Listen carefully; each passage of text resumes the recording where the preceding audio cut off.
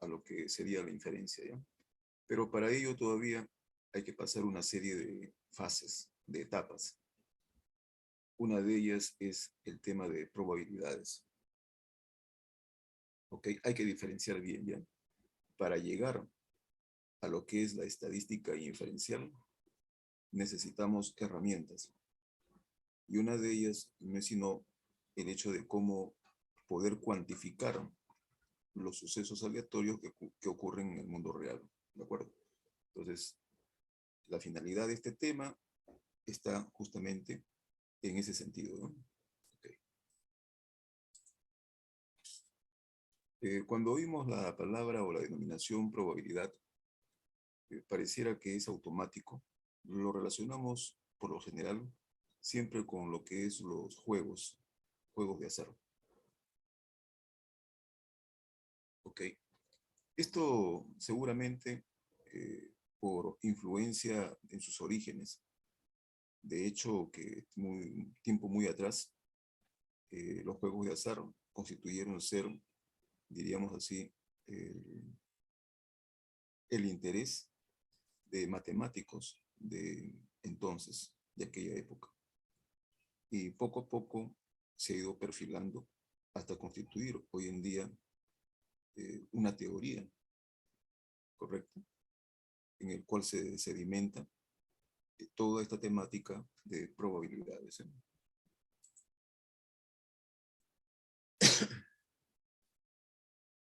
¿Qué es lo que buscamos? Voy a tratar de darles los puntos claves, ¿eh?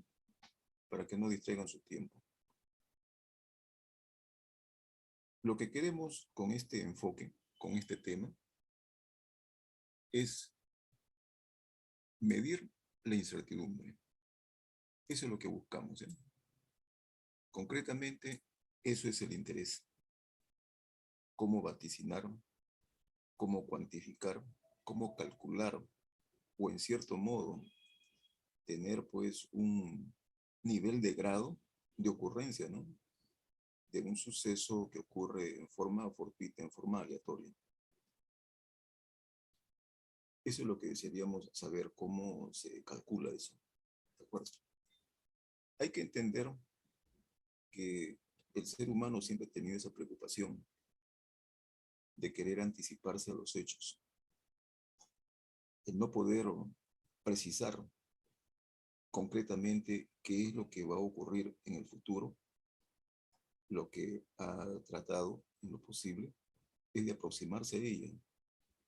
¿Y cuál es la mejor idea? La mejor idea es de que si no se puede precisar el resultado que va a ocurrir en el futuro, por lo menos poder vaticinar su grado de ocurrencia.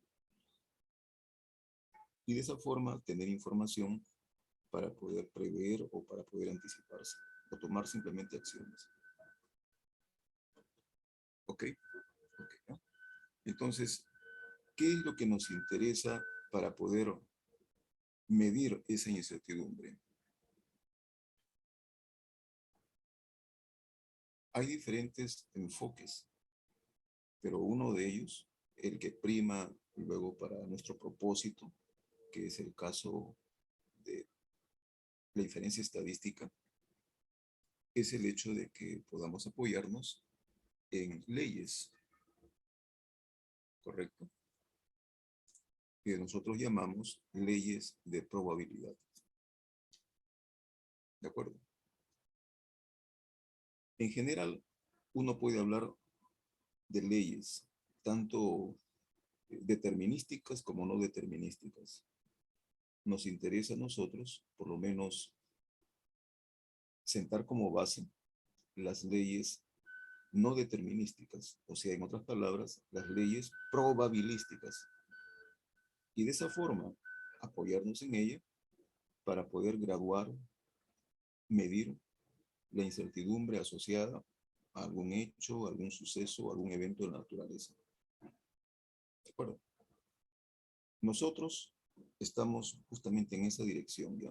Por favor, entiéndase que hay situaciones en las cuales la aleatoriedad no es tan importante. Entonces, en una situación así, se está en casos de eventos, sucesos determinísticos, así como leyes que se dan en el campo de la física, las leyes clásicas, claro. ¿Ok? Por lo tanto, entonces, la predicción, para decirlo así, de cualquier elemento es en forma precisa, 100%. Puedo obtener un resultado en función de lo que ya se conoce. Acá, en el campo de la aleatoriedad, se puede hacer un enfoque similar, pero el tema está en que no se puede precisar, ¿correcto? O sea, hay una especie de error ahí, como que puede ser más, como que puede ser menos, ¿de acuerdo? Entonces, lo único que podríamos hacer es tratar de tener una cifra que pudiera darnos una idea acerca de la magnitud de su grado de ocurrencia, ¿de acuerdo? Entonces, ese es el tema, ¿no? Como decíamos, palabras atrás, eh, toda esta temática comienza algo así como por el interés en el juego, ¿no? En los juegos de azar.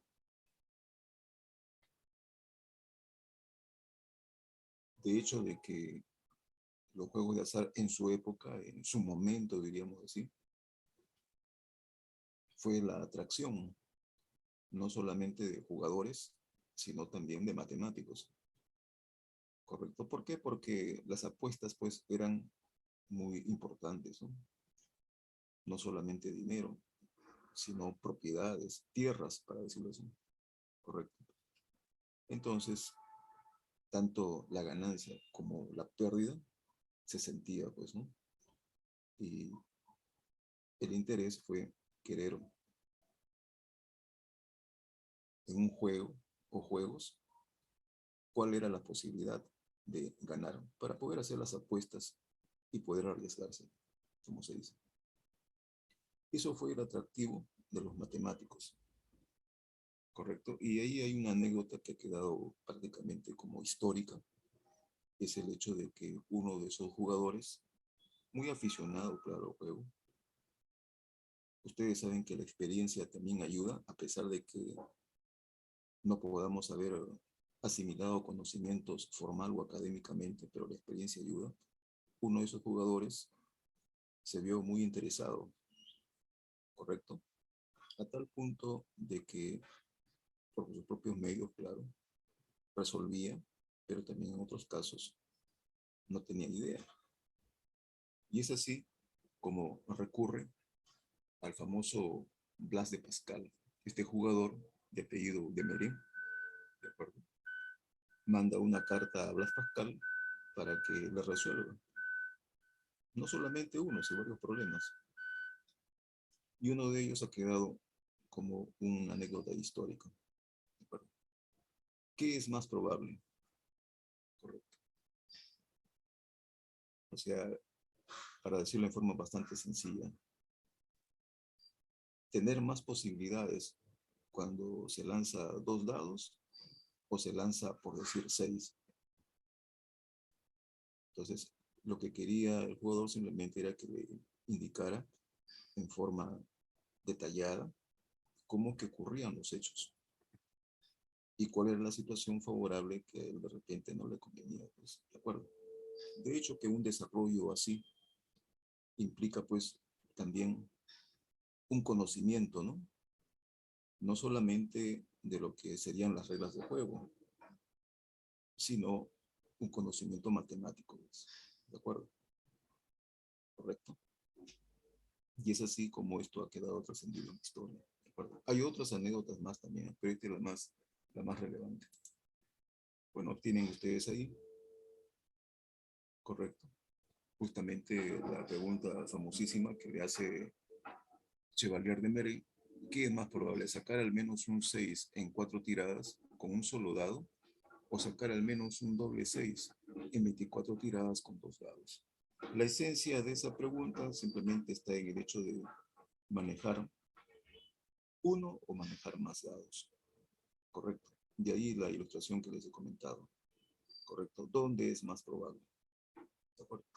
Y eso tiene que ver mucho con un tema que nosotros llamamos el espacio muestral, que lo vamos a definir a continuación.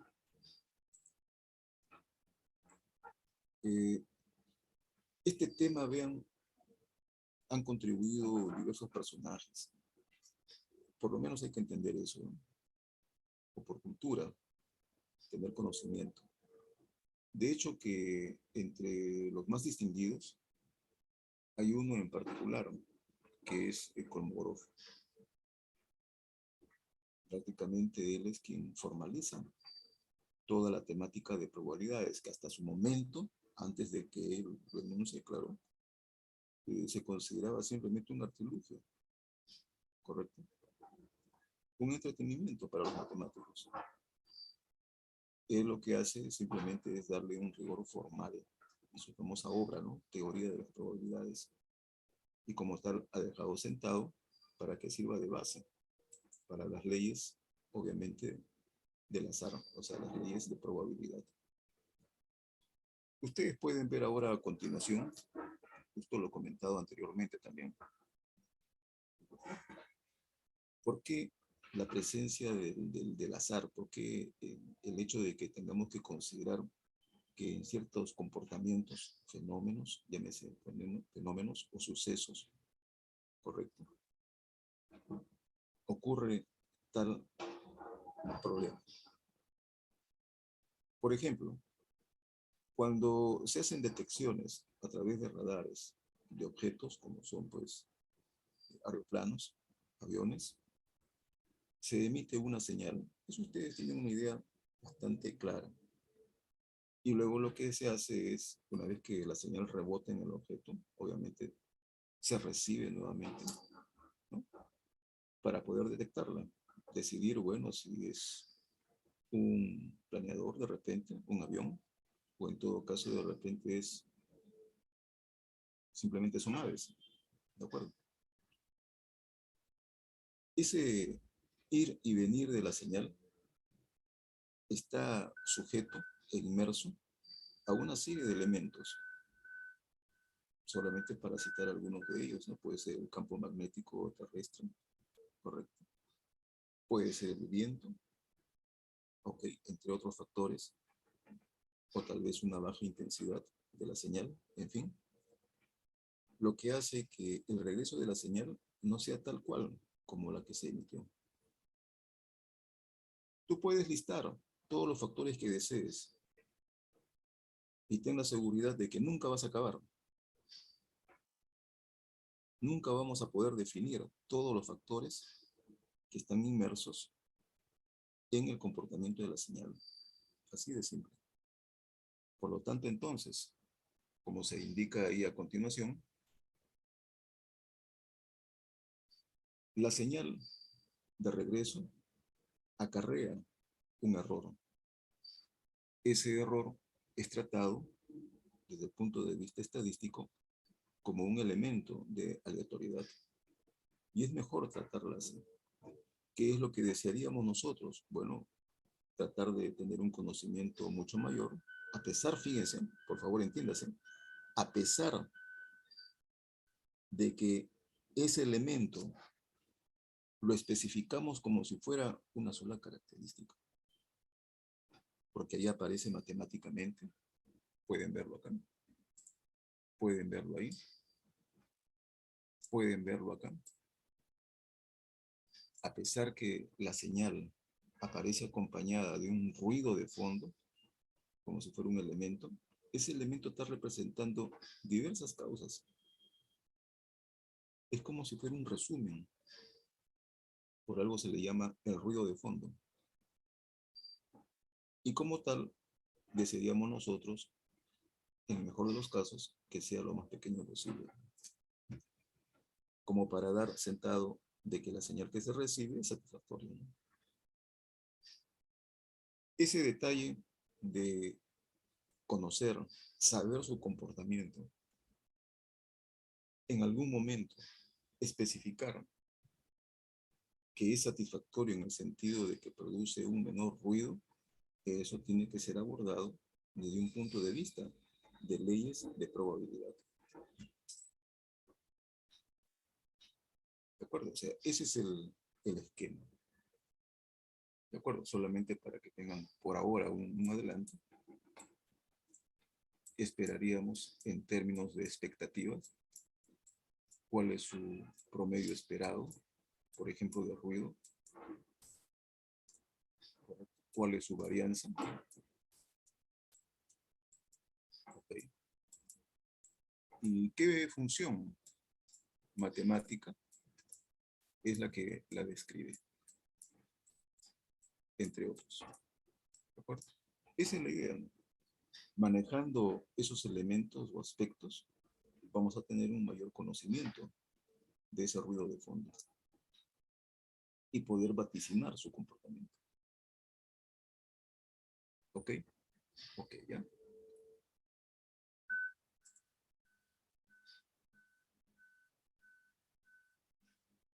Bueno, acá hay un jovencito que me hace una pregunta.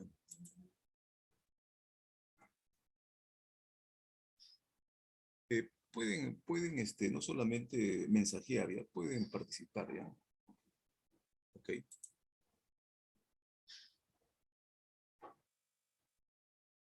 Sabemos que la tecnología se ha desarrollado, ok. Uno puede emplear estrategias, ok. En fin, uno puede tener diversos criterios. En el caso del ejemplo estoy comentando, ¿ya? Para poder detectar un objeto, ok. Ok. Uno puede hablar de diferentes estrategias. Triangulación es uno de ellos, ok. Pero no es perfecto, pues, hay que entender eso, no es perfecto. Los niveles de detección, claro, aumentan, pero no es perfecto. Ahora, si tú me dices, señor, la tecnología ha determinado que es perfecto, no hay error. Ah, bueno, entonces la pregunta es, ¿qué hace ahí entonces el tema del azar? Caballero, no más, tiene que retirarse. Yo estoy hablando de un tema del azar, de tema de aleatoriedad. Ubiquémonos, pues. Veamos problemas donde no sea posible tomar decisiones al 100%. Así de sencillo. ¿Se entendió? Todo lo que tenga conocimiento 100%, o como a veces decimos criollamente, oye, yo lo sé al 200%, ¿no? Todo lo que sea contemplado de esa forma, la probabilidad no tiene nada que ver ahí. Estamos hablando de temas en los cuales quizá la tecnología que todavía usamos, a comparación de otras, todavía no es pleno, ¿no? Ah, bueno, entonces tendremos que hacer uso, pues, de un tema de probabilidad. No queda otra vez. ¿Ok? Entonces, eso es lo que hay que tratar de arriar. O sea, primero ubiquémonos. ¿Dónde estamos? ¿De acuerdo? Ok. Noten ustedes en la parte inferior, ¿ya? Se ha hecho un esquema para graficar la incertidumbre. En la naturaleza hay situaciones en las cuales todavía el ser humano no puede desentrañar. ¿Correcto? Algo muy simple. ¿Cuál es la probabilidad de que apruebes el curso? ¿Qué? ¿100%? ¿Estás seguro? Esa es una reflexión, jóvenes. Que la reflexión nos hace meditar de que hay un sinnúmero de factores que nos pueden afectar. ¿Ok? No es porque no tenga yo actitud, en fin, para poder entender o asimilar conocimientos. Ese podría ser una parte. De repente tú no tienes inconveniente. Entiendes todo, desarrolla todo y aplicas todo. Perfecto. pero mañana más tarde, por A o B motivos, no puedes continuar los estudios. ¿Ok? Nadie es dueño de su destino. Y como tal, no podemos terminar. Sencillamente, nos vemos obligados, tal vez, para ilustrarnos, bueno, tengo que trabajar, pues. Primero es el trabajo, ¿no? Primero son los alimentos, después será el estudio, ¿no? ¿Se dan cuenta? Y no puedo continuar. A eso me refiero, que hay situaciones en las cuales no tenemos seguridad, ¿correcto? Del desenlace. Y por lo tanto, entonces, hay que tratarlo, hay que abordarlo de una temática, ahora a partir de esta otra ventana, ¿de acuerdo? Del tema probabilístico. Hay temas de incertidumbre que son así como entrar a un cuarto oscuro. No ves nada. Nada. Eso se conoce como incertidumbre total. Ni siquiera puedes tú usar leyes de probabilidad, porque no tienes ni idea. No encajan las leyes de probabilidad, no encajan las fórmulas, las funciones matemáticas ahí. Uno diría, ¿y cómo puedo yo resolver entonces? Eso muchas veces depende de qué, depende de la actitud de la persona. ¿Correcto? Sí, hablándole en esos términos. No será lo único, claro, debe haber más, pero no se abordan con temas probabilísticos. Eso es lo que sí quiero que quede claro. En cambio, hay otra parte de temas que también pertenecen a la incertidumbre, pero lo he especificado acá como incertidumbre parcial. O sea, es como entrar en un cuarto oscuro y en ese cuarto oscuro entra apenas un rayo de luz. Claro, el rayo de luz no te permite ver todavía todo definido. Claro, no, apenas un rayo de luz. A las justas ves el rayo de luz, para decirlo así. Es ahí donde la estadística se aferra.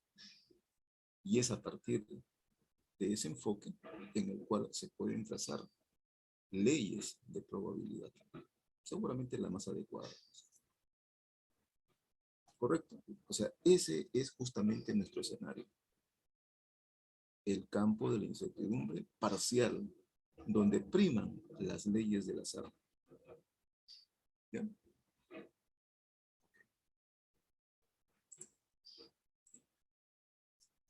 Hay diversas situaciones en las cuales el tema probabilístico entra a tallar, ¿ya? Aquí se enuncian algunos de ellos. Yo les voy a pedir, por favor, reflexionen. Les voy a pedir uno por uno que cada uno muestre su caso, ¿ya? Ya sea en su día a día, ya sea en sus estudios o en su acontecer, ¿de acuerdo? Por ejemplo,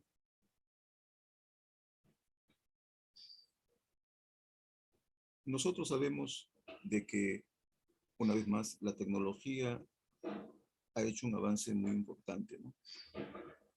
Correcto. Por ejemplo, la supervivencia de los dispositivos, de las máquinas como activos, obviamente es crucial. Y como tal, requerimos información para poder aplicar un mantenimiento, no tanto correctivo, sino, por ejemplo, preventivo. Entonces quisiéramos saber cómo poder manejar la durabilidad, por ejemplo, de un bien, la durabilidad de un activo, de una máquina, ¿correcto? Y para eso se necesita leyes del azar, leyes de probabilidad. Entendemos que esa durabilidad no la podemos vaticinar 100%, pero sí podemos medir su grado de ocurrencia, ¿no? ¿Cuál es la supervivencia que tenga un activo 5 años o más, por ejemplo? ¿De acuerdo? ¿O cuál es la probabilidad de que un activo o máquina o dispositivo deje de funcionar después de las 5.000 horas? Y eso nos gustaría a nosotros evaluar. ¿De acuerdo? Okay. Otros, por ejemplo. Sabemos muy bien que los servicios es un tema muy importante en los negocios.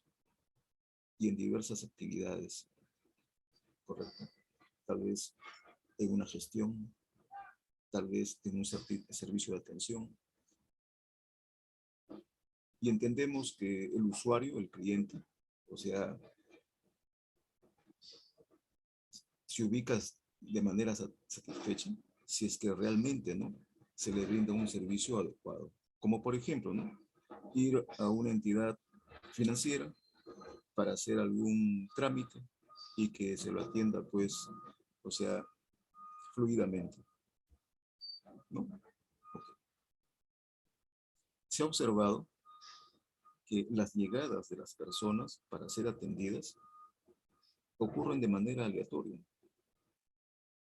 Y al ocurrir de manera aleatoria, se ha observado que es posible modelizarlas. Correcto. Por ejemplo, una de las distribuciones que modelizan a un proceso de ese tipo, es lo que vamos a ver ya posteriormente, se conoce como los procesos de Poisson. Y los procesos de Poisson nos pueden ayudar a medir la incertidumbre, por ejemplo, de que lleguen 2, 3 o más personas en un periodo de tiempo dado. Y de esa forma tener información, ¿no? ¿Para qué? Para prever, pues. Bueno, ok. Igual, se ha visto que la durabilidad, por ejemplo, de un activo, o sea, su tiempo de sobrevida, está también regida por leyes probabilísticas. O sea, una de esas distribuciones, hay varias por ahí, muy famosas para poder vaticinar el comportamiento de duración de un activo, llámese máquina también, es la ley exponencial negativa. Y con esa ley podemos también determinar qué es más probable, que dure después de 3 o después de 5 años. ¿Qué es más probable? Fíjense, lo pongo en esa situación, asumiendo que tal vez la tasa de fallos pueda también variar. ¿Correcto? No es tanto darle el sentido a la palabra, que 3 y 5 allá, entonces 5 implica más años y debe durar menos. No es tanto así, ¿no? ¿De acuerdo? Porque si la tasa de cambio, la tasa, su parámetro cambia, cambia también el enfoque. ¿De acuerdo? Son casos entonces en que lo primero que nosotros vemos es que hay incertidumbre, pero esa incertidumbre no es total, es una incertidumbre parcial en el cual se puede modelizar. ¿Ok?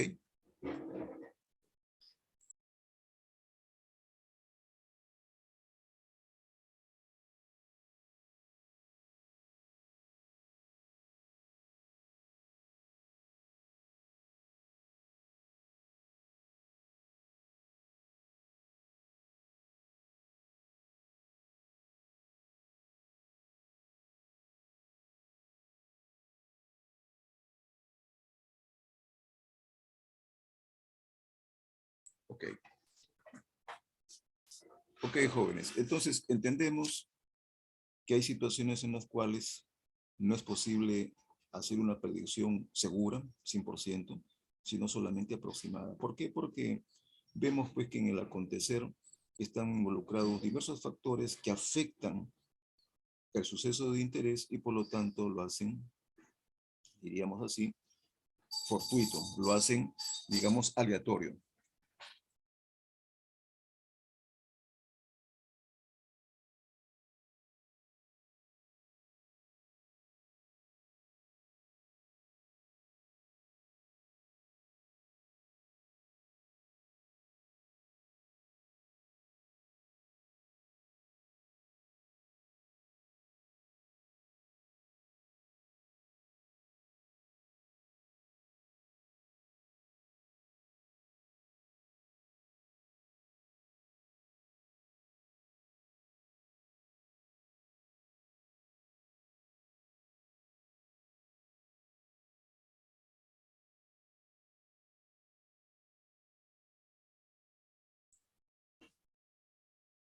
Ok, entonces, a ver, comenzamos, ¿eh?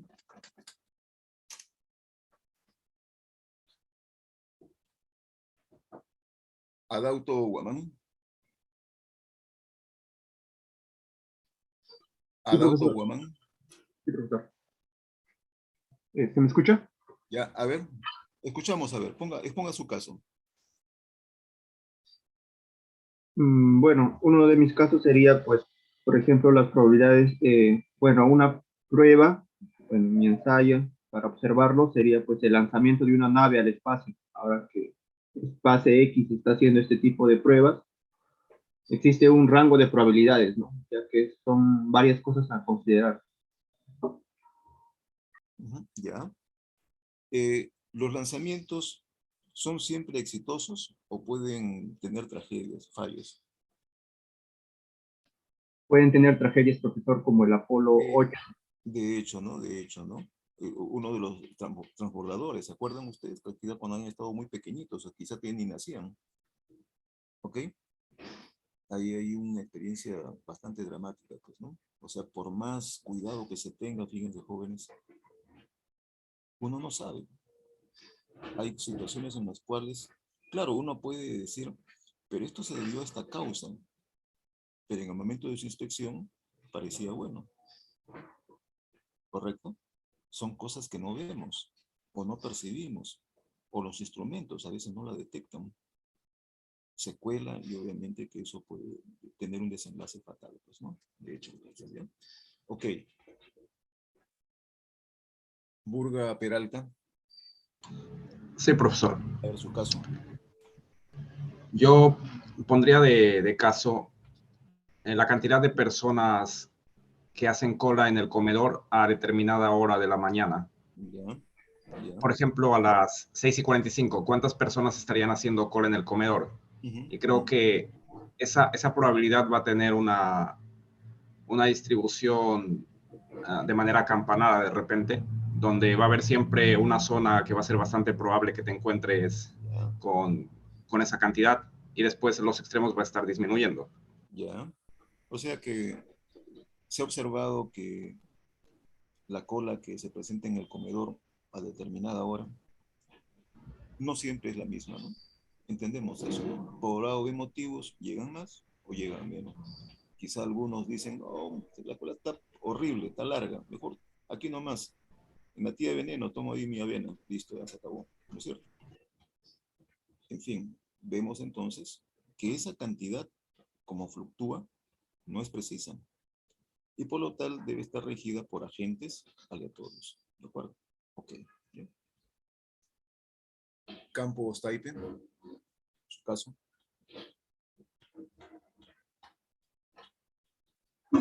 Sí, mi caso sería, profesor, en lo que es una elección para un candidato político. También pienso que es una probabilidad, ya que no hay certeza de que un candidato u otro gane al 100%, ¿no? Siempre hay factores que pueden variar el porcentaje.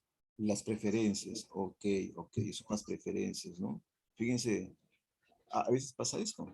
Hay gente que se inclina por un candidato, proclama a los cuatro vientos que va a apoyar a ese candidato y en la urna cambia su opinión. ¿No es cierto? Pasa eso. Entonces, vemos pues que hay ciertos elementos que influyen y hace que el resultado final obviamente no sea exacto, ¿no? Casanova Dávila, su caso.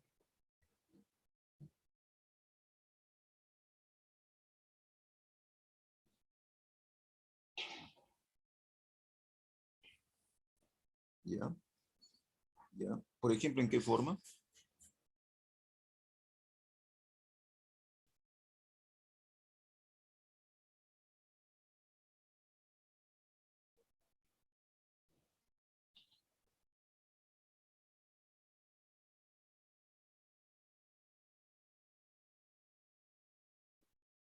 Ya,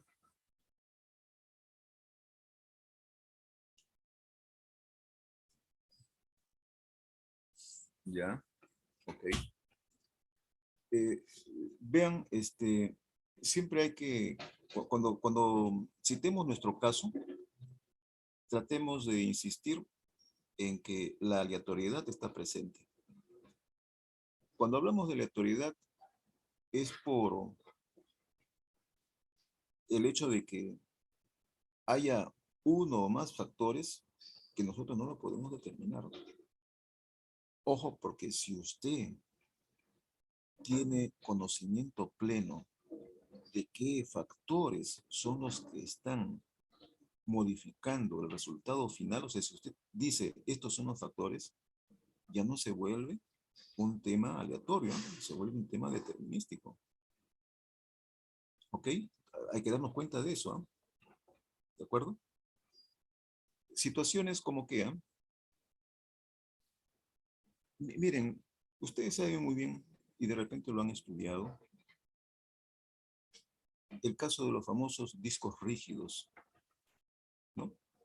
Los discos mecánicos. Seguramente que ahora, en este momento, si usas una laptop, no estás haciendo uso tal vez de un disco rígido o mecánico, porque seguramente te dijeron, mejor ponle un disco de estado sólido.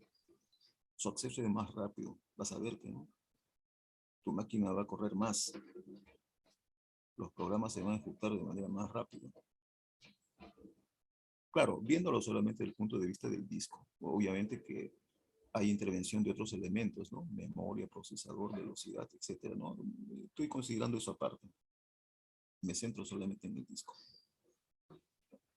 La manera como almacena la información en el disco rígido, pregunta para todos, ¿será estrictamente de manera aleatoria? ¿O es determinística o no determinística? Reflexionen. Juárez Seaway, ¿se encuentra? Sí, profesor. A ver, su respuesta, su respuesta. No, no creo yo creo que no sería determinístico. Ya. No determinístico. O sea, en otras palabras, el almacenaje está controlado. Es determinístico, entonces. Eh, ¿Sí? ¿Puede corroborar su respuesta?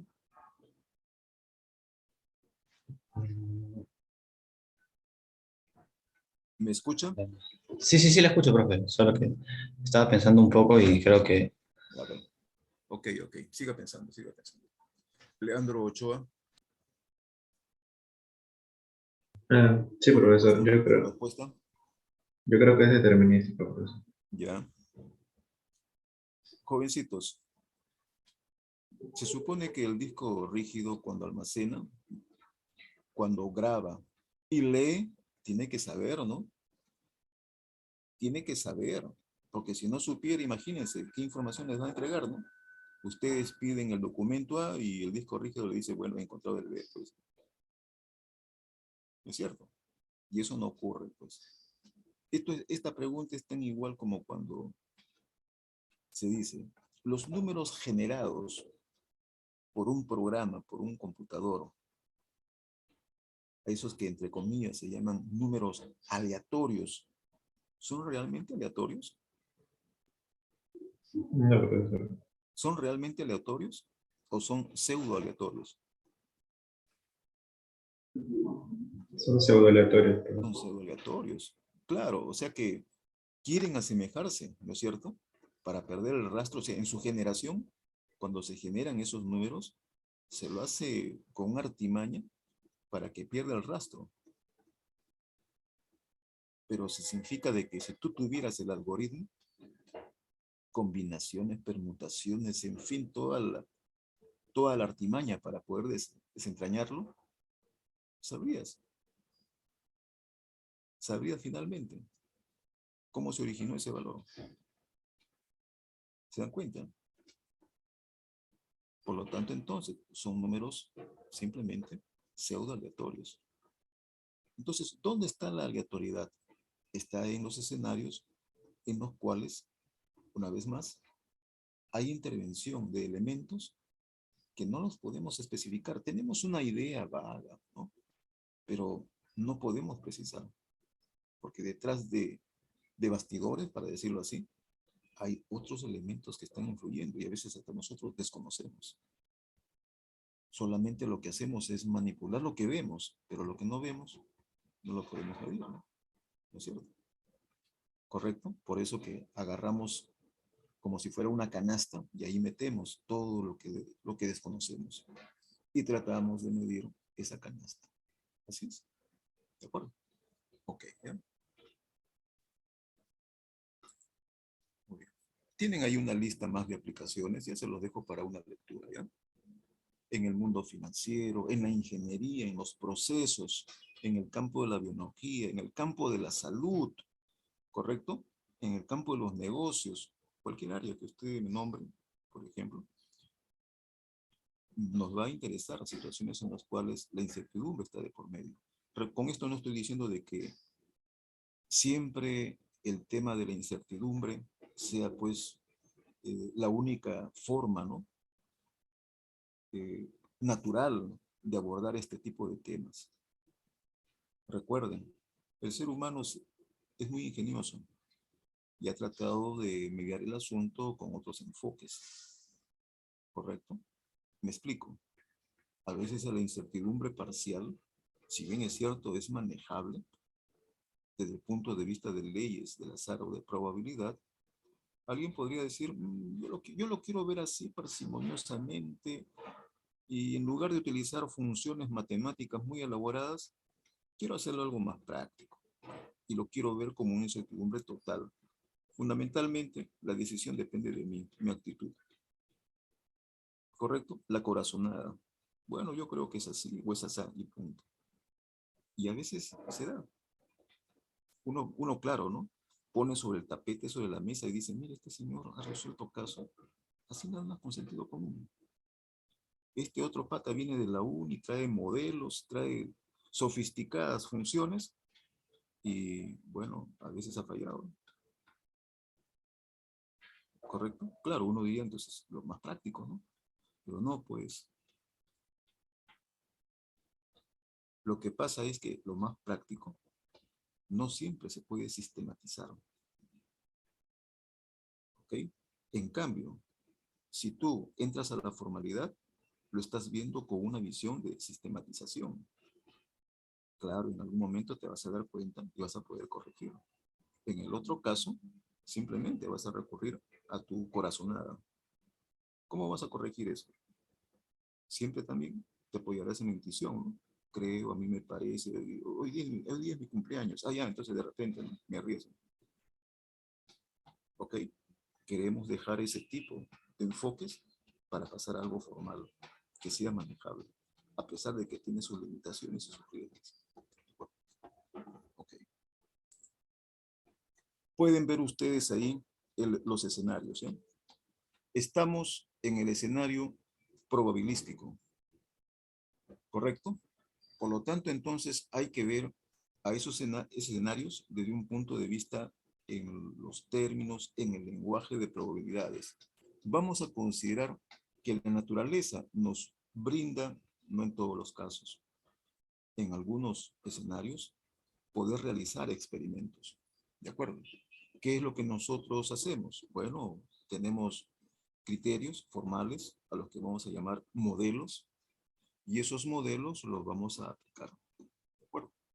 Entonces, la situación aquí puede irse por una u otra vía.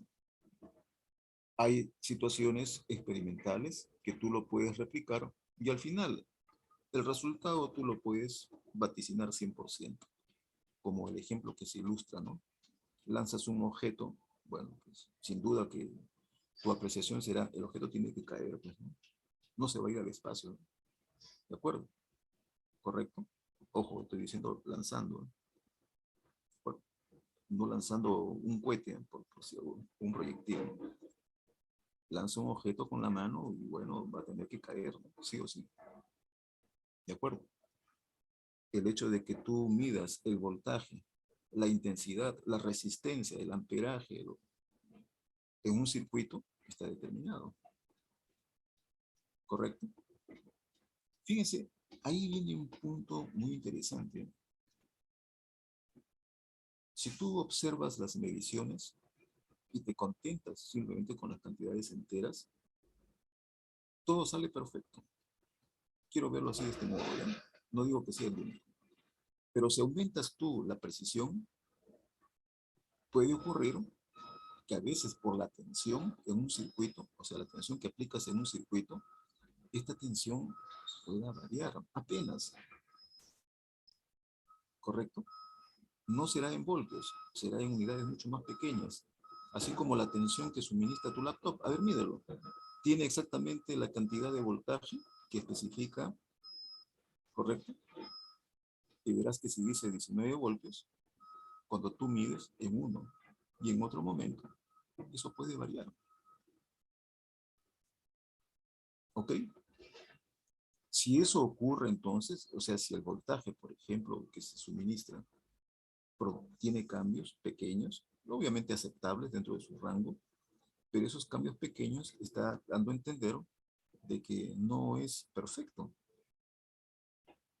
Y como tal, entonces, su análisis y su tratamiento hay que verlo como característica aleatoria.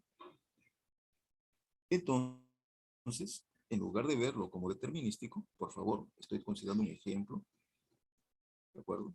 No estoy diciendo que así ocurra siempre. Lo más conveniente para este caso sería abordarlo de la temática estadística, ¿de acuerdo? Por eso que decimos que esos fenómenos serían entonces eventos aleatorios, eventos probabilísticos o también estocásticos, ¿de acuerdo? Ok, ¿ya?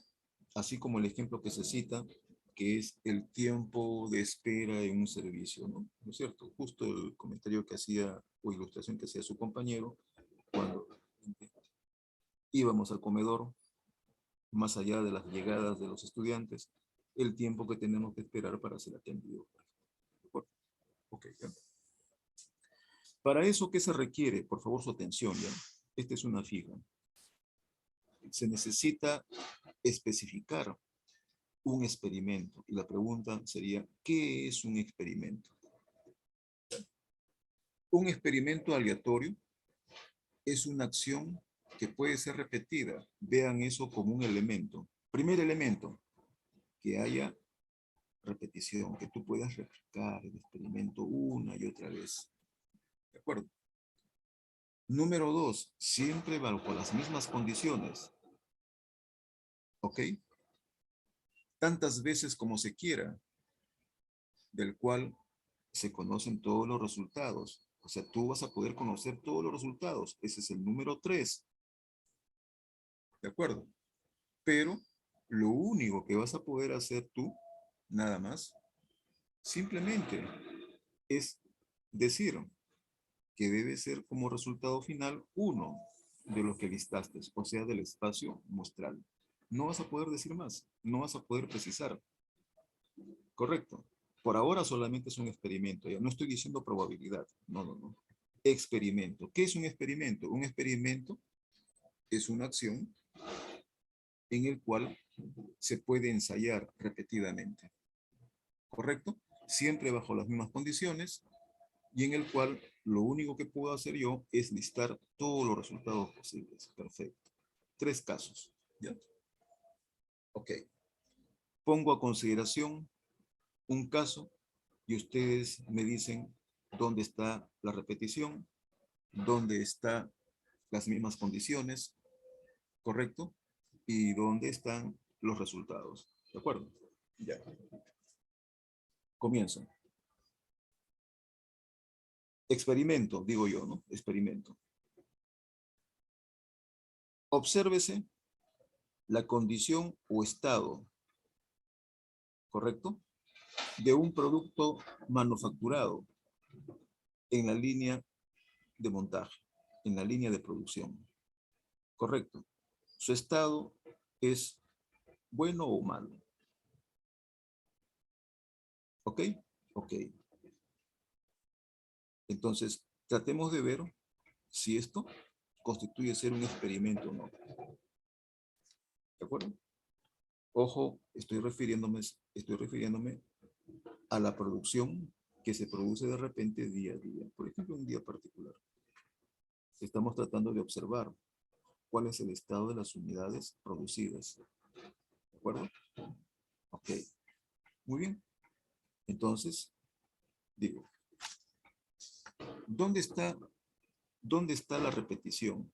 Y la repetición sería el proceso de producir una unidad tras otra.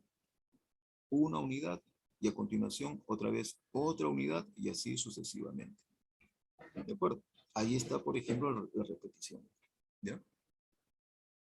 Mismas condiciones significa el mismo proceso para todas las unidades producidas. El proceso no ha cambiado. Si tú cambias, obviamente debe ser seguramente otro experimento, ¿no? ¿No es cierto? Tiene que mantenerse las mismas condiciones. ¿Ok? Ok. ¿Cuáles serían los resultados posibles? Si hablamos, por ejemplo, de la producción en un día cualesquiera, pónganle una cifra, se ha producido n elementos, entonces, ¿cuál sería el estado, no? Y tendríamos que estar pensando en lo que le pasó a la primera unidad producida, a la segunda, a la tercera, a la cuarta y a la enésima. Entonces, de ese modo, pondríamos nosotros algo así, algo así. Ojo, es un caso, no digo que sea total. La primera unidad, buena. Segunda unidad, buena. Correcto, un producto manufacturado correctamente. Tercera unidad también. Y el cuarto no, por ejemplo. Defectuoso. El siguiente, bueno, bueno. El siguiente, defectuoso. El siguiente, bueno, bueno, bueno. Y el último, la enésima, salió defectuoso. ¿Correcto? Y de esa forma, habría especificado una parte de todo el espacio muestral, porque entendemos que ese discurrir de buenos y defectuosos puede variar, ¿no? ¿De acuerdo? Ok. Ahora, entiendas esto, ¿ya? Cuando tú especificas una declaración como experimento, algunos términos pueden hacer que cambie sustancialmente. Por ejemplo, ahora lo voy a citar así, ¿ve? Obsérvese la cantidad producida, ¿correcto? En un día determinado. No he dicho bueno ni defectuoso. Obsérvese la cantidad producida. Entonces, lo que tendríamos que especificar, a diferencia del anterior, ¿correcto? Es que la cantidad que se repite, una vez más, es la cantidad de artículos que se manufacturan. Puede ser 1, puede ser 10, puede ser 5, puede ser 1.000.000 o más. ¿De acuerdo? Las mismas condiciones, consideramos que estas no han cambiado para cada unidad producida. ¿Ok? El proceso sigue siendo el mismo. Y los resultados posibles, ¿quiénes vendrían a ser? Bueno, podríamos decir, espacio muestral, bueno, hoy día se produjo solamente una unidad, o se produjo 2 unidades, o 3 unidades, o al final se produjo n unidades. Y ya tenemos la lista del espacio muestral. ¿Ok? Con esa ilustración, ahora expongan ustedes su caso, ¿ya? A ver, me quedé aquí.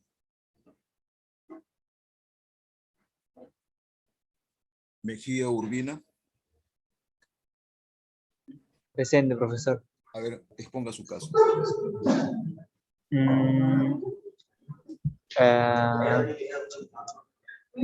El experimento podría ser lanzar una pelota con la misma fuerza desde una misma distancia hacia, por ejemplo, hacia un río, y esa podría ser la repetición, ¿no? Hacer eso varias veces ¿Ya? y pues no se va a tener la certeza de que esta piedra caiga en el mismo lugar, ¿no? En el río. ¿Ya? Ok. Ok. ¿Y el espacio muestral, cuál sería? Las distancias de donde se tira la roca de donde cae la roca y donde yo me encuentro tirando la roca. Ya, le voy a hacer presente, ¿eh? Su experimento es observar el lanzamiento, dijo usted, de una piedra, ¿no? Ok, Sí, ya, ok. Hasta ahí iba muy bonito, ¿de acuerdo? Esto es tan igual como disparar hacia una diana o un blanco. ¿Ok? Ok, ya. El espacio muestral, obviamente, tiene que estar especificado en el tenor del experimento. ¿De acuerdo? Bueno, uno podría estar interesado tal vez si acierta o no acierte, pero usted lo ha considerado como distancia. ¿Ya? ¿Ok? Está interesante eso, está interesante. Si lo quisiéramos simplemente redactar un poco más, darle un mejor acabado a la redacción, sería algo así, ¿no? Recuerden, todos los experimentos comienzan con la palabra clave observar, observar, porque es una acción, ¿de acuerdo? ¿Correcto? Observar la distancia, por ejemplo, que se tiene al lanzar una piedra a una parte del río. Ponle tú el lugar que desees. Entonces lo que estaríamos observando ya se da cuenta en la redacción, ya es la distancia, ¿no? Esta no siempre va a ser la misma, va a variar. Hay otro punto que también considero muy bien, ¿no? Con la misma fuerza. Ya está, eso está haciendo ver que nos estamos preocupando, ¿no? De que sean siempre las mismas condiciones. Si le tiro con más, la lanzo con más fuerza, con menos, o de repente en ese momento hay un viento huracanado, vamos a decir así, una exageración, correcto, una lluvia torrencial, vamos a decir así, simplemente para presentar otros elementos, la situación cambia, ¿no? ¿No es cierto? Entonces, la preocupación está en eso, que siempre los mismos elementos sean los mismos, pero la vida nos enseña de que eso a veces no se puede mantener así, de manera absoluta. Y lo que hacemos como ser humano es trabajarlo más desde un punto de vista práctico. O sea, ¿qué es lo que hacemos? Aplicamos parsimonia. ¿Se dan cuenta? O sea, ¿qué es lo que, en otras palabras, destacamos lo más relevante, como para que este no cambie? Y claro, tenemos conocimiento que hay otros elementos por ahí que también pueden, disculpando, claro, hablando criollamente, meten su cuchara, pero con menor efecto, menor relevancia. ¿Se dan cuenta? Ok, ¿ya?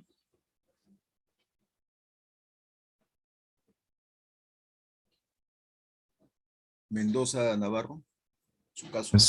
Sí, profesor. Podría ser observar los tiros de una persona al jugar tiro a narco. Ujú. Eh, ese podría verse influenciado Ya. debido al viento. En ese caso, podría distinguir dónde están las repeticiones, las mismas condiciones y el espacio muestral. Cítelos, por favor. Las repeticiones podría ser las veces las cuales tira la flecha narco. Las condiciones sería que la misma persona lo está haciendo.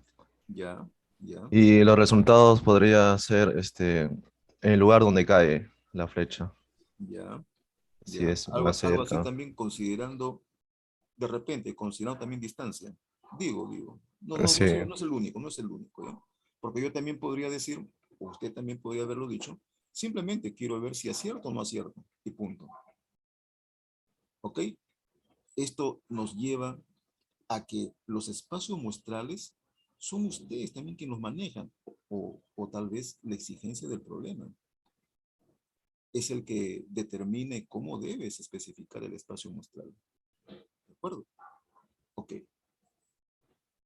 Pacheco de la Cruz, ¿no está? Navarro Inga, su caso, por favor. Presente, profesor. Mi caso sería de que, por ejemplo, en un mercado existan tres tiendas A, B y C que ofrezcan en las mismas condiciones un cierto producto. Ujú. Entonces, en un determinado tiempo de una hora, ¿cuál sería la probabilidad de que la tienda A venda una cierta cantidad del producto X? ¿Ya? ¿Podría identificar ahí dónde están las repeticiones, las mismas Eh, condiciones y el espacio muestral? Ujú. Las condiciones sería de que una persona de ese mercado escoja entre la tienda A, B y C. El espacio muestral sería el mercado y... ¿Qué más me preguntó? ¿Y las repeticiones? Ah, la repetición sería en, en una hora, pues, porque estoy preguntando en un determinado tiempo. O Ya, sea, ¿cuál sería la cantidad de que la tienda A venda el producto X? ya. Ah, me va a permitir que tome su ejemplo, ¿ya? Ujú, Escuchen, jovencitos. Miren, entendemos la preocupación, ¿no? Que las mismas condiciones no varíen. Y ustedes están, miren su forma de razonar. Ah, ya, la misma persona, entonces. La misma persona lanza la piedra. La misma persona efectúa los lanzamientos o los tiros. Y la misma persona compra, ¿no? Claro, ¿no? Esa es nuestra preocupación. Pero lo que nosotros observamos en la naturaleza, por ejemplo, cuando hablamos de demanda de un bien, no es que solamente se vea una sola persona, se ven a las personas, ¿no es cierto? Entonces uno diría, ¿por qué no considera repeticiones como la compra que efectúa cada persona?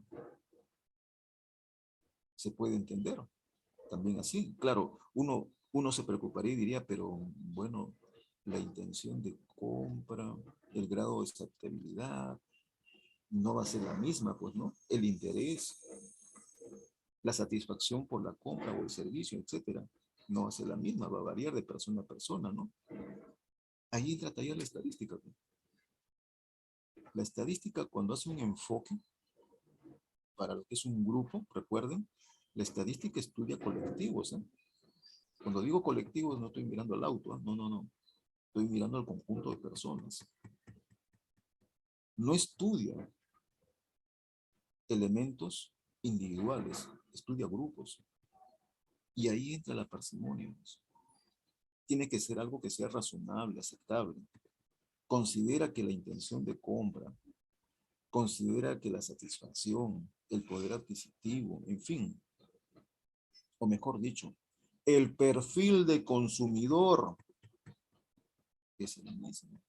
No será exacto, pero se la puede considerar el mismo. Algo así como aludiendo mismas condiciones por parte del consumidor. El mercado es otro. Correcto. Ahí entra todavía la estadística, ¿ve? El tema de probabilidades. ¿Se dan cuenta? Al final nos estamos dando cuenta que cuando aplicamos un conceptito muy banal, fíjese, muy elemental, como es calcular una probabilidad, estás aplicando un modelo. Y tu modelo es parsimonioso. En tu modelo estás tú poniendo elemento A, elemento B, C, D, todo lo que tú quieras, como que se cumplen, como que se dan, para que sea satisfactorio. ¿Se entiende? Ok, tú quieres de repente ser más preciso y entrar en más detalles. Bueno, se podría hacer. Y el modelo, por lo tanto, sería más complejo. Se puede hacer. ¿Ok? No olviden entonces, estamos aquí aprendiendo de que un experimento debe reunir esos tres elementos, ¿ya? Reitero una vez más, que se repita una y otra vez, siempre bajo las mismas condiciones y en cualesquiera de los casos, lo único que puedo hacer solamente es listar los resultados, nada más. ¿De acuerdo? Les dejo a manera de ejercicio. Estudiantes que dan un examen, ¿correcto? Y los resultados o las calificaciones que pueden obtener, algo así como en su primera práctica, como resultado final, claro. A ver, ¿dónde está? ¿Dónde están las repeticiones? ¿Dónde están las mismas condiciones? ¿Y cuál es el espacio muestral? Piensen sobre eso, jóvenes. Todo experimento inherentemente lleva otro elemento que se conoce como el espacio muestral. El espacio muestral se obtiene cómo has definido tu experimento. Según tú cómo definas el experimento, el espacio muestral es consecuente. ¿De acuerdo? Por eso que en el espacio muestral tienes que hacer la referencia, pues, ¿no? De lo que vas a observar, de lo que vas a registrar, de lo que vas a calificar. ¿De acuerdo? para que el espacio muestral obviamente sea consecuencia de ello. ¿De acuerdo? Ejemplo. Algo muy simple. Se lanzan dos dados, uno rojo y uno verde, simultáneamente, y se anota el resultado. ¿De acuerdo? Aquí no empleará la palabra observación, pero se entiende, ¿no? Que el hecho de registrar, estás tomando nota de ello. ¿De acuerdo? Ok. Muy bien. ¿Quién sería el espacio muestral asociado a este experimento? Todos los resultados obtenidos, correcto, de uno y otro dado simultáneamente. Pueden ver ustedes ahí por comprensión. Omega es igual a todos los pares formados por A, B, tal de que A pertenece a los números que van del 1 hasta el 6 y similarmente para el caso de B. Perfecto. ¿De acuerdo? Es consecuencia entonces del experimento. ¿Ya? Ok. Cuando uno representa el espacio muestral, por favor, esto es como lo que ustedes han manejado N veces en cómo especificar un conjunto. Se puede hacer por comprensión, por extensión, ¿no es cierto? Aquí hay una serie de herramientas que a veces permiten explayarnos de manera explícita, señalando todos los casos posibles de un espacio muestral. Uno de ellos, las famosas tablas en doble vía, o los crosstabs, ¿de acuerdo? Pueden ver ahí una tablita, y en esa tablita se especifican los resultados de un primer experimento, podríamos llamar así, individual, es uno, tiene su propio omega, aquí está, aquí está. Este es un primer omega. Y acá tienen otro, que es un segundo omega. ¿De acuerdo? ¿Producto de quién? Aquí sería de un experimento S2 y de aquí sería de un experimento S1, donde el experimento total, voy a ponerle así, total, no es sino el experimento 1 por el experimento 2. Ese por ya nos está diciendo también algo. Está hablando de simultaneidad, uno tras otro. ¿Ya? Ok. Recuerden, hay herramientas, tablas, hay herramientas, diagramas de árbol o arborigramas también. Hay herramientas, funciones matemáticas, que ya después vamos a ver, ¿verdad? Ok. Y para cerrar aquí la ilustración, hay un ejemplo 2, en el cual se lanza una moneda 2 veces y se anota el resultado de cada lanzamiento. ¿De acuerdo?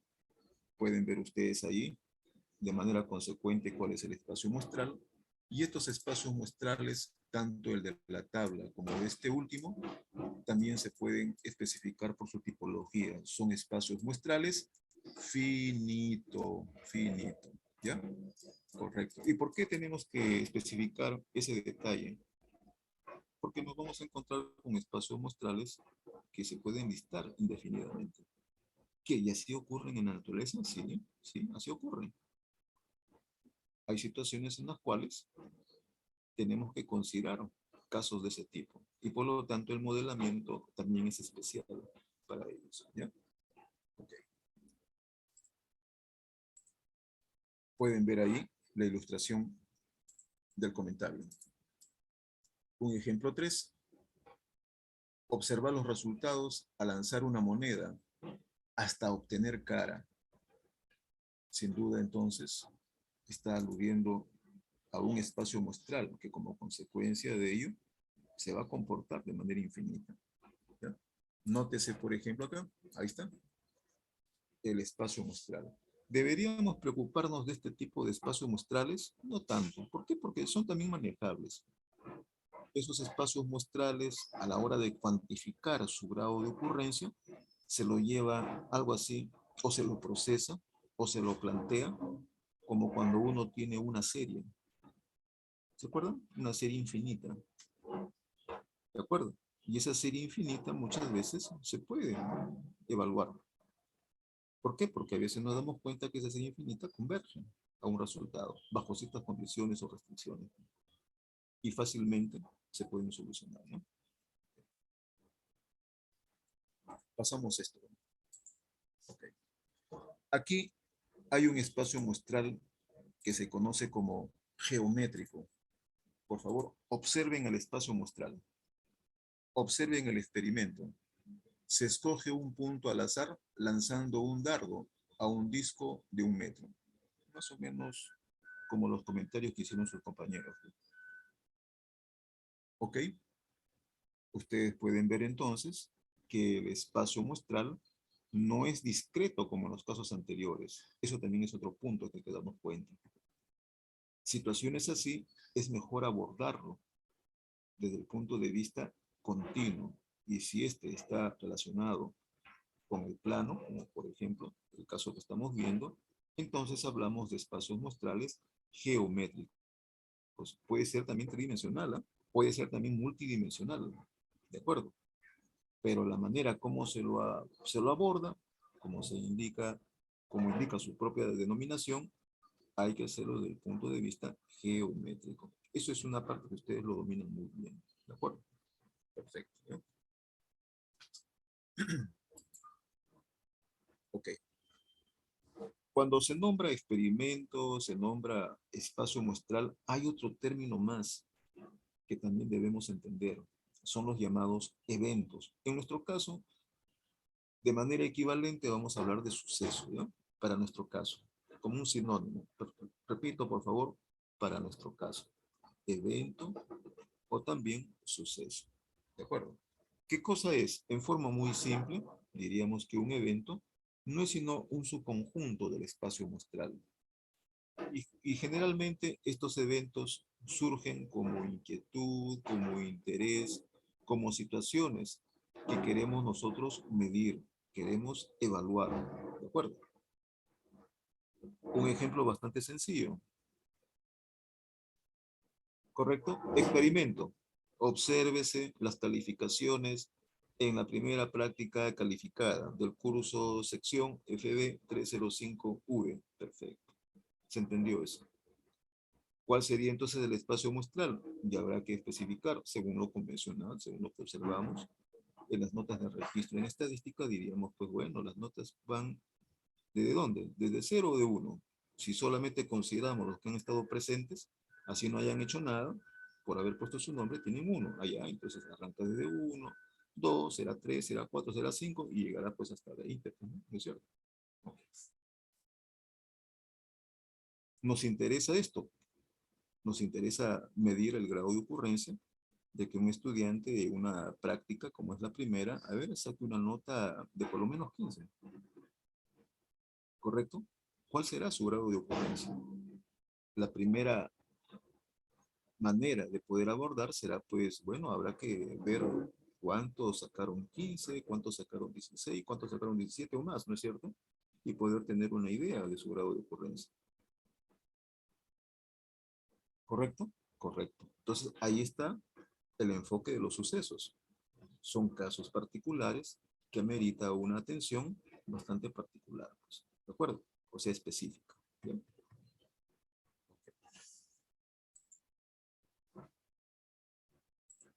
Definitivamente los sucesos son porciones, partes de un espacio muestral y obedece a un sinnúmero de planteamientos, como los que se citan ahí en la lámina. ¿Ok? Se lanza 2 dados o un dado 2 veces y se desea registrar, observar la suma, ¿correcto?, de la puntuación obtenida. ¿Ok? El espacio muestral, como pueden ver, es consecuencia, arranca desde 2 y termina en 2. Esos son los puntos muestrales. Aquí también hay otro detalle más, ¿ya?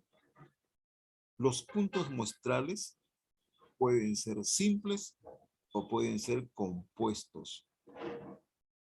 ¿De acuerdo? Regreso aquí, regreso acá, por ejemplo. ¿Ven esto, jóvenes? Esto se llama un punto muestral. Y esos puntos muestrales son compuestos. ¿Por qué se dice que son compuestos? Porque su realización, ¿correcto?, obedece no solamente a un experimento, sino al producto. Voy a poner acá mejor una flecha, voy a poner otra flecha acá y otra tercera flecha por acá, y así para los demás casos. Este es un experimento, este es un segundo experimento y este es un tercer experimento. ¿Ya? O sea, se dice entonces que es un punto muestral compuesto. Si el elemento o punto muestral es indivisible, ¿ok? Entonces se trata de un elemento o un punto muestral simple. ¿Por qué hacemos esta referencia? Porque esa es la estrategia, joven. Cuando mañana, más tarde o más adelante tengamos que ver problemas, los problemas, para su mejor planteamiento y solución, a veces conviene desagregarlo, ¿no es cierto? Divide y vencerás, ¿no es cierto? Esa es la idea. Por lo tanto, entonces, si lo vemos como experimentos chiquitos, es más fácil, es más acomedido poder resolverlo y después juntarlo todo. ¿Ya? Ok. Muy bien. Hacemos esto. ¿Correcto? Y una vez más, los espacios muestrales geométricos. No se olviden, jóvenes, ¿ya? Tienen un enfoque especial, ¿ya? ¿De acuerdo? Esos espacios muestrales, así como se especificó por su dimensión, pueden ser finito e infinito, también por su naturaleza pueden ser discretos y continuos. Los espacios muestrales discretos, por ejemplo, los puntos obtenidos al lanzar dos dados, ese es un ejemplo, y otro que vendría a ser el caso de la duración, por ejemplo, de un dispositivo, ¿no? O también el tiempo de espera que un cliente tiene que realizar para poder ser atendido, ¿de acuerdo? Vemos entonces que el espacio muestral se comporta de manera continua, ¿de acuerdo? ¿Cómo se resuelve ese tipo de casos? Se resuelve, si es que hubiera otros más elementos, desde el punto de vista geométrico, ¿no? Ok, hacemos esto. Ahora aquí viene una serie de casos que hay que también tener muy en cuenta, ¿ya? Se dice que dos sucesos o más son excluyentes cuando la realización de uno de ellos no afecta en nada a la realización, o sea, se refiere a la aparición, ocurrencia de algún otro suceso. No la afecta en nada, ¿de acuerdo?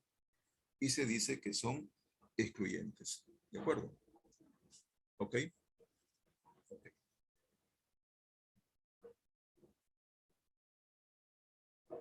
Aquí voy a pulir mejor la idea, ¿ya? Parece que me he dado a entender de otra forma. A ver. Voy a citarlo así mejor. Acá, acá. Por favor, su atención, su atención. Esto está más claro. Ahora sí, ahora sí. Ahí tienen dos eventos, ¿ya? Jóvenes, tienen dos eventos, ¿ya? Tienen el espacio muestral asociado. Obviamente todo esto producto de un experimento. Perfecto.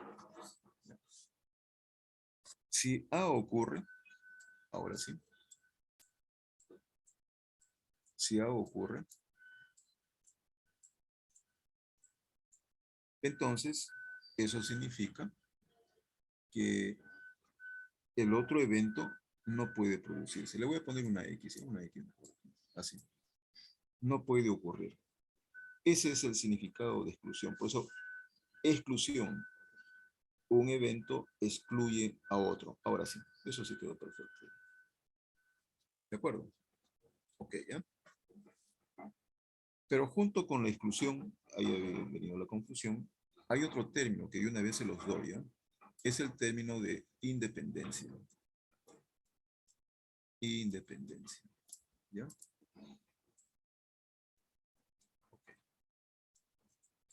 Y la independencia es un término que a veces se confunde, miren, con el término de exclusión. Parece significar lo mismo, pero no, no necesariamente. ¿De acuerdo? La independencia se expresa en términos de afectación. O sea, si es que no afecta su grado de ocurrencia. Así se lo describe. Exclusión es cuando la saca. Se produce uno y el resto ya no. O viceversa, no podría haber sido al revés, ¿no? Podría haber sido al revés. ¿De acuerdo? Un ejemplo mucho más claro es Las clases que estamos impartiendo, que estamos desarrollando, es virtualmente. Eso significa que no es presencial. Ahí está la aclaración. Si tuviéramos una clase presencial, entonces ya no sería virtual. No vayas a pensar de que digas, no, pero yo lo pongo la cámara, lo filmo. No, pues, no, estamos hablando de la clase en sí. ¿Es presencial o es virtual? Una de dos. Perfecto. Eso es el significado de exclusión. ¿De acuerdo? Quedó claro entonces. La independencia se asocia más a que si la afecta o no la afecta. ¿Correcto? Entonces, ¿qué es lo que puede pasar? Voy a graficar acá ya. De una vez para darles el mensaje.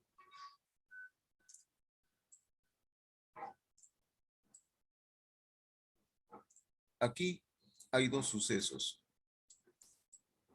Y esos dos sucesos, desde el punto de vista de diagramas de Venn, vemos que tienen intersección. Claro, lo que vemos solamente es un diagramita, ¿no? Ok. Pero ocurre que en la naturaleza, por ejemplo, ¿cuál es la probabilidad de salir bien en una segunda práctica? ¿Correcto? Entonces pensemos, a ver, la probabilidad de que Juan, es decir, apruebe. La probabilidad de que Pedro también apruebe. Entonces la pregunta sería, ¿la probabilidad de que apruebe Juan tiene que ver con la probabilidad de que apruebe Pedro? Por favor, lo estamos viendo desde el punto de vista en que desarrollan sus actividades, ¿no es cierto? Sin intervención, sin vinculación. Y por lo tanto las probabilidades se van a comportar también de esa manera. Muy diferentes si están trabajando en equipo, ¿no? ¿De acuerdo? No, pues ese es muy aparte, ese es un caso ya especial, ¿de acuerdo? Estamos considerando las situaciones en que los sucesos no se afectan entre sí, ¿de acuerdo? Entonces se puede producir uno, se puede producir el otro, ¿ve? No es que apruebe Juan y ya no puede aprobar Pedro, ¿no? Pedro puede aprobar. ¿Correcto? Correcto. Entonces, eso significa que se comportan de manera independiente. ¿De acuerdo? Entonces, la independencia muchas veces se asocia a este tipo de diagramas, ¿no? Y la independencia hace referencia a la simultaneidad. Lo que nosotros vemos es la intersección, ¿no? ¿Ok? Entonces la intersección está hablando de ocurrencia conjunta. Pensemos quizá en un escenario en que no trabajan de manera aislada. Uno le facilita al otro. ¿Correcto? Entonces, la pregunta sería algo así de, ¿cuál es la probabilidad de que apruebe A sabiendo de que B ya ha resuelto? Entonces, A está esperando, ¿no? Oye, ni cuando termines me la pasas, me pasas la solución. Para comparar nada más, ¿no? Para comparar. ¿Ok? Entonces vemos que hay una dependencia. Y esa dependencia está hablando, claro, de una vinculación entre ellos. Como ahí hay una vinculación, entonces no podemos hablar de independencia. Y eso también está asociado aquí en el diagrama de Venn, en lo que se conoce como la intersección. O sea, esa parte sombreada puede estar describiendo situaciones de independencia y dependencia. ¿Ya? ¿Ok? Ok, entonces, con esto, algunas ideas para poder entender el significado de lo que es la independencia y lo que es la exclusión, ¿bien? Hasta acá, ¿alguna consulta que deseen hacer?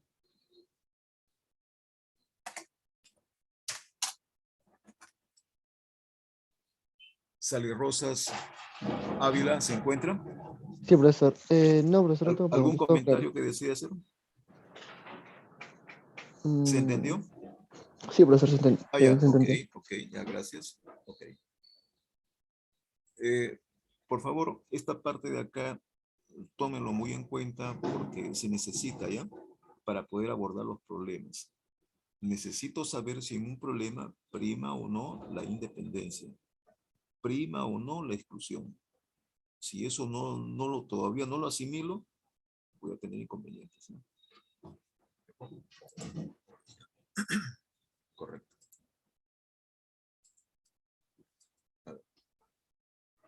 Ahora acá, jovencitos, ¿ya? Miren, cómo el ser humano realmente a veces ve la naturaleza de una manera parsimoniosa.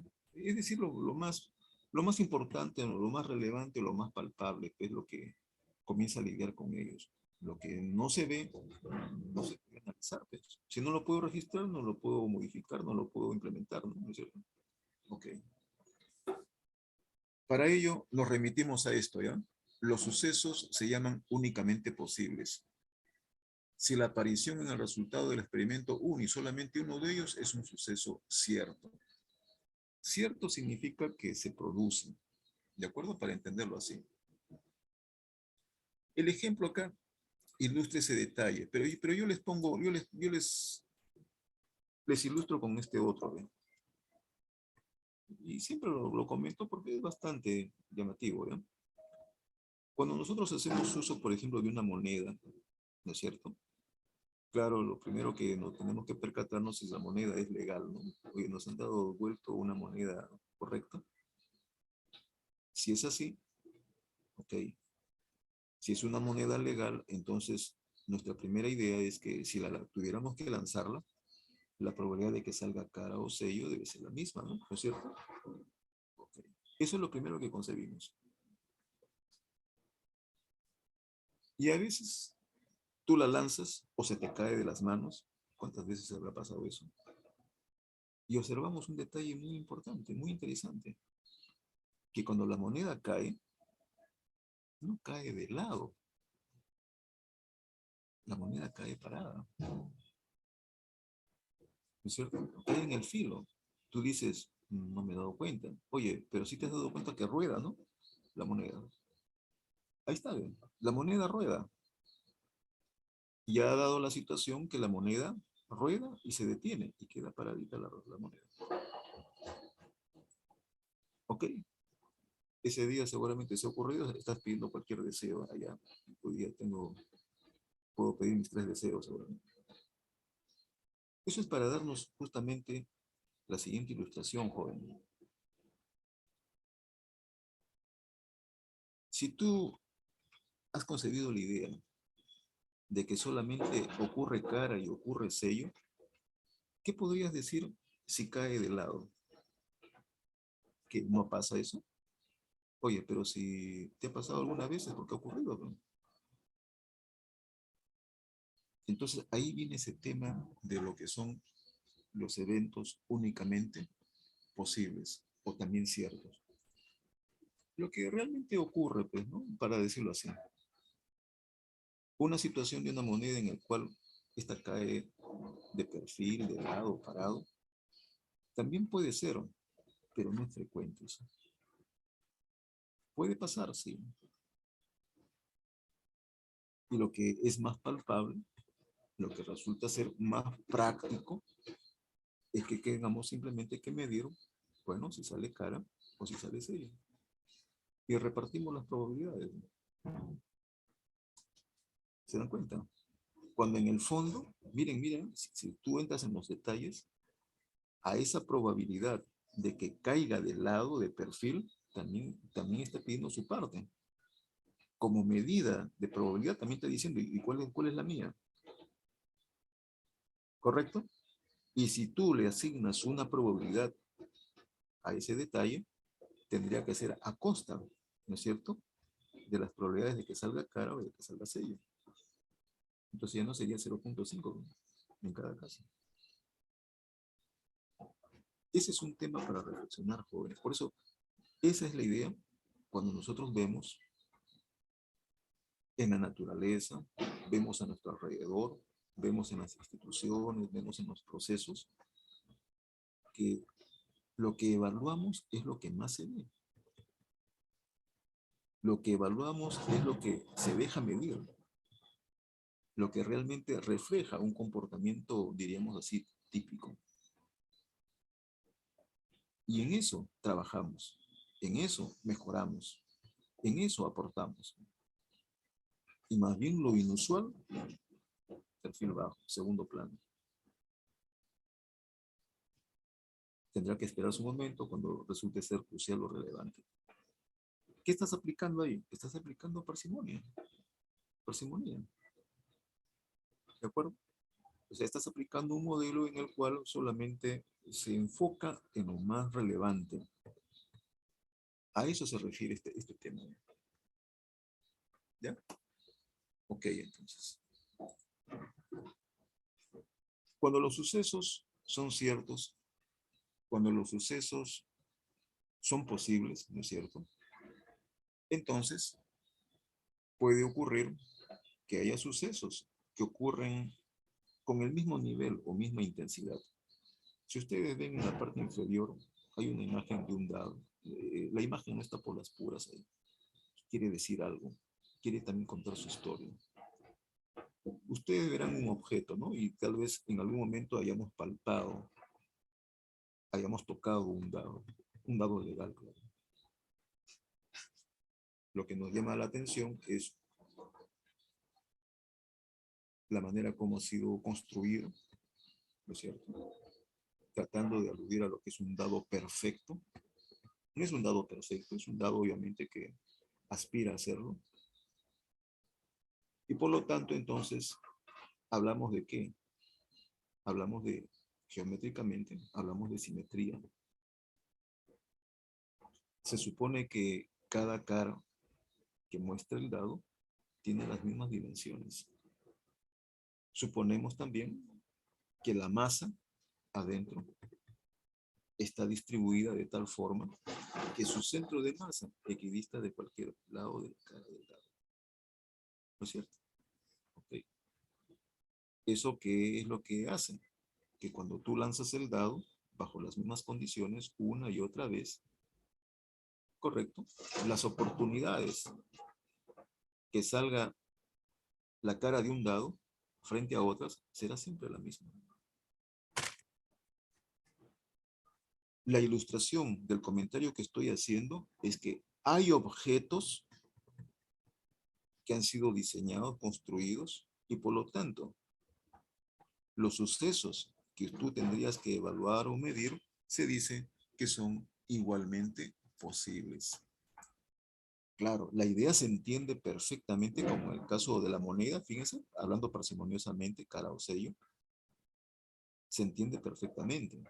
Pero si tú lo llevas a un plano de ingeniería donde no hay dados, no hay monedas, ¿cómo podemos hablar entonces de sucesos igualmente posibles? ¿Se entiende? En el caso de ingeniería, por ejemplo, un proceso, una línea de montaje, una línea de producción, ahí viene también la parsimonia, ¿ves? Tú puedes considerar que una línea de producción frente a una segunda línea de producción, ambas están diseñadas bajo las mismas condiciones, misma máquina, están calibradas de igual forma y por lo tanto, la producción, si es que se presentara, claro, de unidades defectuosas, debía ser la misma, ¿no?, que en el otro caso. Porque los escenarios que estamos considerando deben ser los mismos. Ahora, si tú dices, no, es que en el primer proceso los factores, las causas asignables no son exactamente iguales a la del segundo proceso. Sigo indagando y te digo, ¿pero por qué? Ah, no, es que el primer proceso se elabora con un turno y el segundo con otro turno. Y en el primer turno va gente que es muy experimentada.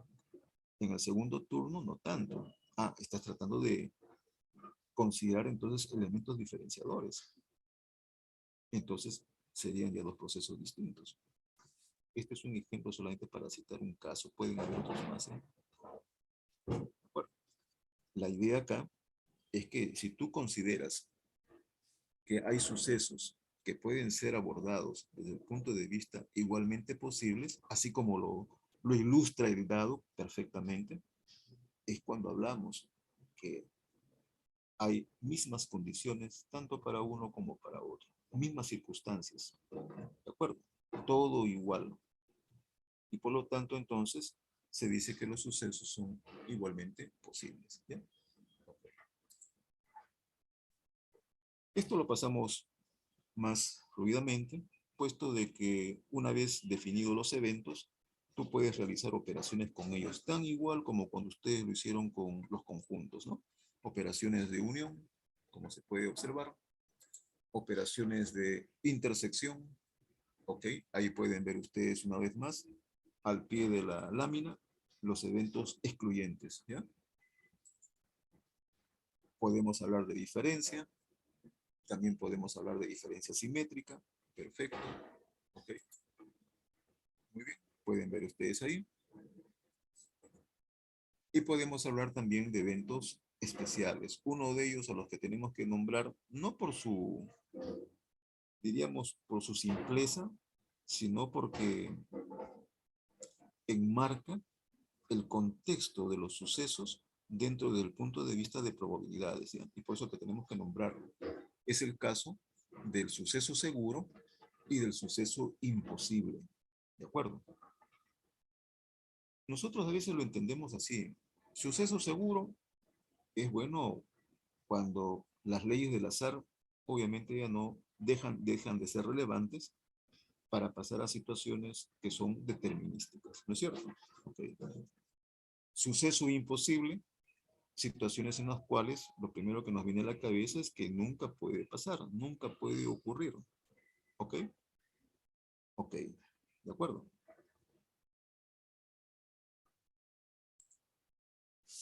Cuando uno comienza a tocar este tema, jóvenes, uno tiene que verlo de este modo. Todas las operaciones con sucesos en un espacio muestral se tienen que enfocar bajo el tema de proposiciones. ¿Correcto? Algo así como muy en general el suceso A o el suceso B ocurren. ¿Correcto? El suceso A y el suceso B ocurren de manera simultánea, conjunta. O también en un tercero, A y B se excluyen mutuamente. El lenguaje que se enuncia en los problemas utiliza esta característica de especificarlo como una proposición. Estos son algunas pequeñas ilustraciones, ¿ya? Lo que quiere dar a entender es que nos vemos obligados para un mejor manejo y medición de su grado de ocurrencia, tener que expresarlo en términos de notación o teoría de conjuntos. Por ejemplo, la unión, eso de suceso A o suceso B, con con el famoso símbolo de unión, A, unión B. Suceso A y suceso B con A intersección B, habla de simultaneidad. Miren aquí otro punto que después ya lo vamos a ver. La simultaneidad nos da a entender como que todos ocurren a la vez, pero también es manejable y poder resolverlo como situaciones en que uno ocurre tras otro, uno tras otro, sucesivamente. ¿Ya? Okay. A y B se excluyen mutuamente. La intersección de los dichos eventos es el evento vacío. No ocurren ni A ni B. Entonces, es la intersección de los eventos complementarios. Exactamente ocurre A o B. Eso de exactamente también se entiende como solo ocurre A o B. Podemos ver ahí entonces la expresión simbólica. El suceso A es imposible y ocurre necesariamente A o B. Cuando nos dicen eso es porque solamente los eventos A y B definen el espacio muestral. Ok, ¿ya? Por lo tanto, este enfoque abre las puertas para poder aplicar, ¿no? Correcto. otros conceptos que seguramente nosotros hemos visto, ¿no? Una de ellas son las famosas leyes de Morgan, como pueden ver ustedes al pie. ¿Ok? Necesitamos esto como herramienta para la resolución de los problemas. ¿De acuerdo? Okay.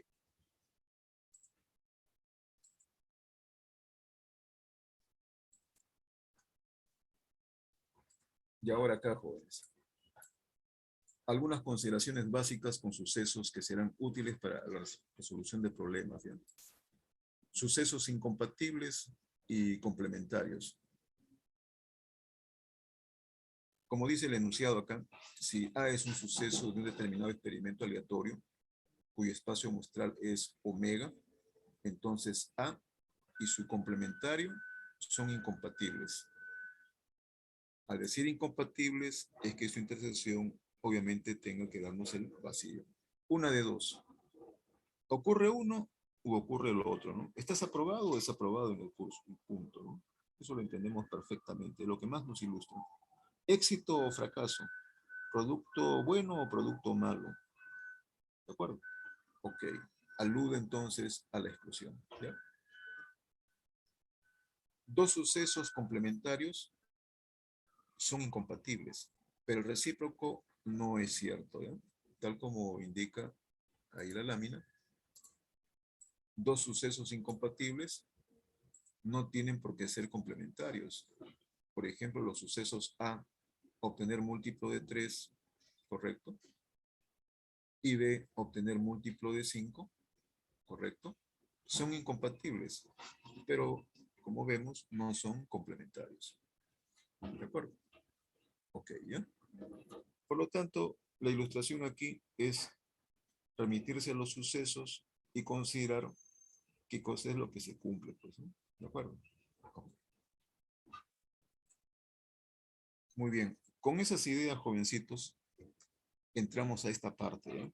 Por favor, entiéndase que es la manera como debemos calcular, evaluar o medir una probabilidad. Y para ello hay tres enfoques. Por lo menos por ahora, esos tres, ¿ya? ¿A cuáles me refiero? Me refiero a la definición clásica, llamada definición de Laplace, o también a priorística, o probabilidad analítica, o probabilidad lógica, ¿ya? Ese es uno, voy a citarlo mejor, ¿correcto? Hay otra probabilidad que se conoce como la definición frecuentista, una segunda, y por acá, por ahora una tercera, después vamos a agregar otras más, que se conoce como la probabilidad bayesiana o subjetiva. La que en nuestro medio se ha hecho popular es, para el caso de los juegos, la definición de Laplace y la definición frecuentista para los casos prácticos. Hay otras definiciones, ¿eh? Que lo vamos a ver también, ¿de acuerdo? ¿Ok? Que lo que hacen no es sino darle mayor flexibilidad al manejo y evaluación de las probabilidades, y otro a contextualizarla, algo así como para saber si cumplen ciertos requerimientos. El caso de la definición de Laplace es muy interesante y he querido citarlo ilustrando lo que se conocen como los juegos de azar en sus diferentes modalidades, ¿eh? ¿De acuerdo? Generalmente, esta definición se enmarca en que los resultados todos tienen la misma verosimilitud, la misma equiprobabilidad, o todos son igualmente posibles. Así cuando hablamos en caso del dado. ¿De acuerdo? Ok. Toda evaluación daría una medida de probabilidad exacta. No estoy diciendo de que el suceso ocurra 100%, no, no, no. Sino que la medición de la probabilidad es tal cual. ¿Y por qué decimos así? Porque hay otra definición en que tú también calculas una probabilidad, pero esta no es exacta, es simplemente aproximada. ¿Ok? Ok, ¿ya? Muy bien. Vamos a hacer esto, ¿no? Ustedes van a hacer una lectura, o sea, una tarea sincrónica, de esta lámina. Pueden ustedes también recurrir a los textos, a los libros, ¿de acuerdo? Y lo que van a hacer es lo siguiente, ¿ya? Por favor, entiendas, es una tarea, ¿ya? Voy a dar partícipe a aquellos, obviamente, que hayan desarrollado su tarea, ¿ya? Para que puedan hacerse merecedores de alguna bonificación. Me van a traer un problema, ¿correcto? Que ilustre un enfoque clásico de Laplace como solución y otro problema que enfoque una definición frecuentista, ¿ya? Para ver la diferencia y decir, ah, ya, entonces los problemas clásicos se abordan de esta manera y los problemas frecuentistas de esta otra. ¿De acuerdo? Todos tienen las mismas oportunidades, ¿ya? El que no quiere hacerlo, bueno, no es obligatorio, ¿correcto? Si no quiere, no quiere, punto. Consideraré solamente para aquellos que deseen participar. Pues las oportunidades que les brindo está ahí. ¿De acuerdo? Ok, ¿ya? Listo, jóvenes. ¿Se entendió? Sí, profesor. Ya, ok, por favor, aprovechen las oportunidades, jovencitos, ¿ya?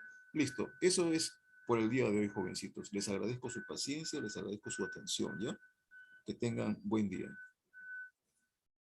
Hasta luego, profesor. Hasta luego, hasta luego.